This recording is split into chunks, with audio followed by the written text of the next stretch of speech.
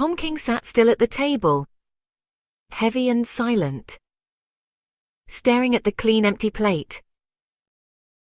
There had been no dinner. Not even a scrap of bread or a sip of tea.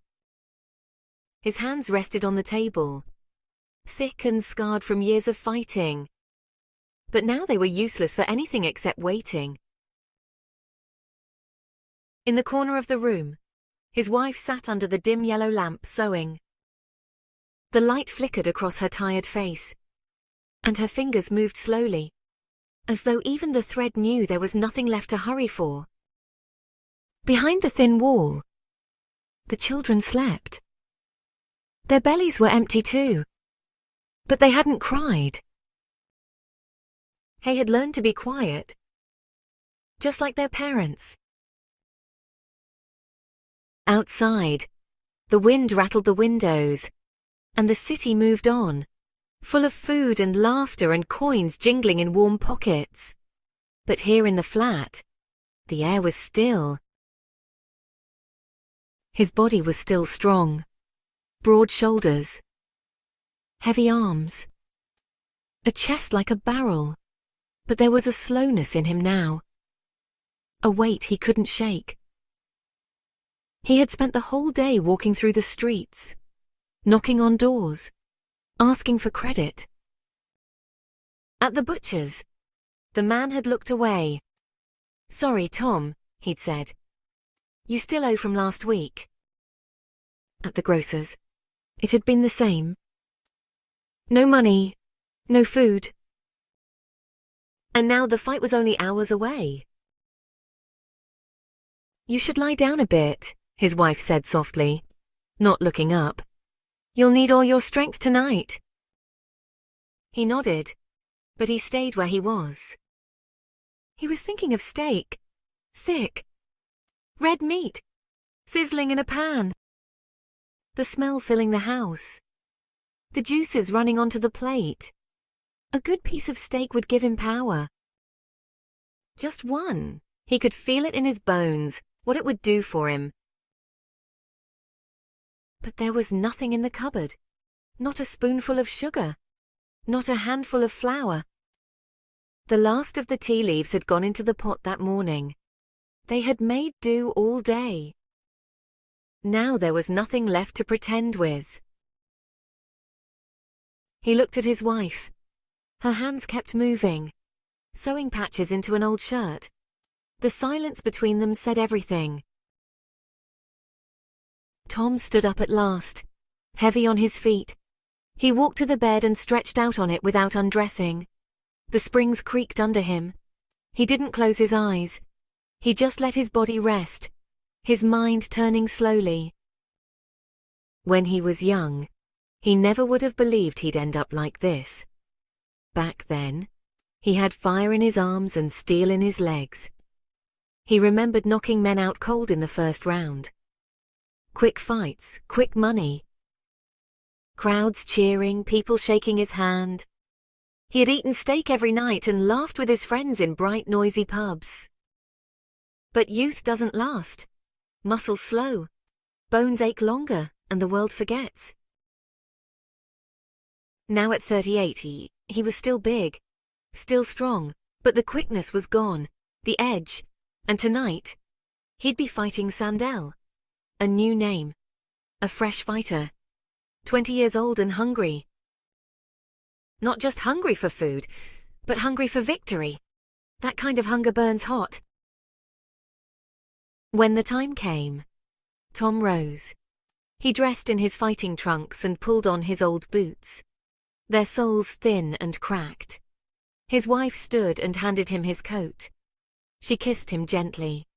"Be careful," she whispered. He nodded. "I'll do my best." He walked through the night alone, past gas lamps and noisy bars, past people laughing and men handing out coins. The fight hall was lit up. People crowded the entrance. Inside, the ring waited under a hard white light. He stepped through the ropes. The crowd gave a polite cheer, but not like they used to. The real noise was for Sandel, the boy wonder. full of bounce and shine. His young body glowing with strength and good meals. He grinned across the ring like he already knew he'd win. The bell rang. Tom moved slowly, keeping his guard up. He watched Sandel dance. The boy was quick, flicking out punches like flashes of light.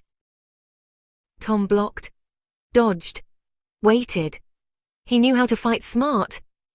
He didn't waste breath. He didn't chase. He let the boy come to him.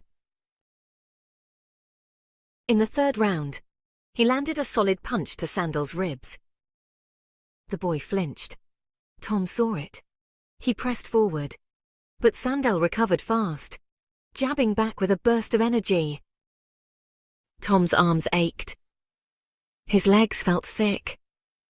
He breathed hard through his nose. His stomach burned with emptiness. He remembered steak again. He could almost taste it. A real meal would have changed this. If he had eaten today just once, he could have knocked this boy out. In the fifth, Tom found his moment. Sandel dropped his guard, just for a second, and Tom threw everything he had into one last punch. His fist flew, hit true, right on the chin. The crowd gasped. Sandel staggered, his knees bent. For a second, Tom saw him waver. But the boy didn't fall. He shook it off and came back with fury. The rest of the fight was a blur of fists and pain. Tom took the hits, stayed standing, kept swinging. But every move was slower now. Every breath hurt. The strength just wasn't there. The final bell rang. Tom stood in the center of the ring, blinking against the lights, his heart pounding in his chest like a drum. The announcer raised Sandel's arm. Tom didn't argue. He walked to his corner, his body heavy with more than just bruises. In the locker room, he sat alone. Other fighters came and went, laughing, shouting, proud and full of life. Tom sat still. He unlaced his boots slowly. He pulled on his coat. No envelope of money. No steak. Outside, the city had quieted. The wind had grown colder. He walked home with his hands deep in his pockets, the night pressing in around him. When he reached the flat, the light was still on. His wife waited, her sewing on her lap, her eyes on the door.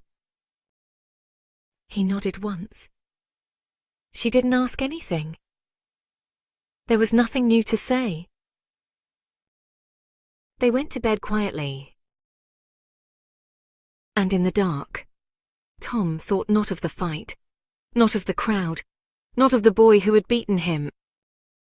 He thought of food, of thick, tender steak, the way it used to taste, the way it gave a man strength. Maybe tomorrow, the butcher would give them credit. Maybe he'd understand. Maybe, just maybe, there'd be a piece of steak.